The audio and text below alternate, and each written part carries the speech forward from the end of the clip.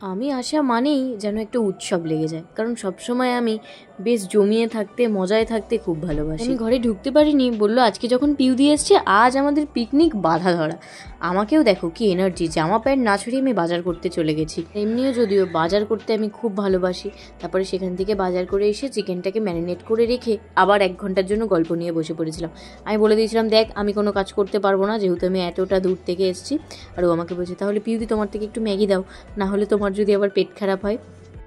হ্যাঁ, আমি ওকে বলছি চলো না একটু লুচি আর চিকেন করে, বলছে না গো পিউদি আমি সাগরের টিফিনে পরোটা দেখেছি, পরোটাই খাবো।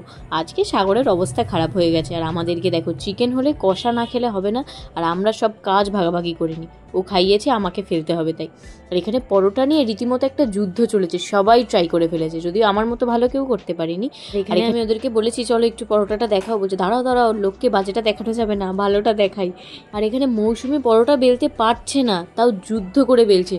কি রিজন শুনবে? বলছে না আমার বর যদি আমার কাছে পরোটা খেতে চায়, আমি যদি না দিতে পারি, আমার বর যদি অন্য কারোর কাছে পরোটা খেতে চলে যায়, একেবারে যা তা।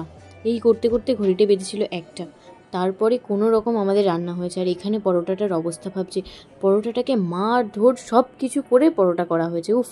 তবে হ্যাঁ, আমরা যতই আর কি ফাজলামি মারি না কেন এই খাবার বানাতে যাওয়ার সময়, কিন্তু আমাদের রান্নাগুলো খেতে দারুণ হয়, এটা নিয়ে কোনো কম্প্রোমাইজ হয় না। আর খেতে বসে দেখি বাইরের ওয়েদারটা হঠাৎ করে এত সুন্দর হয়ে গেল। শুনেছি সে কথা হৃদয়ে জমিয়ে মনের সুরে দিয়েছে আধার শুনিয়ে তোমাকে আমি চিনেছি, তোমাকে ভালো লেগেছে তাই তোমার গান সাজিয়ে গেলাম মন ভালো করার, তোমাকে মনে ধরেছে কেটে যাবে, ঠিক কেটে যাবে বেশ দুজনে মন্দ ভালো।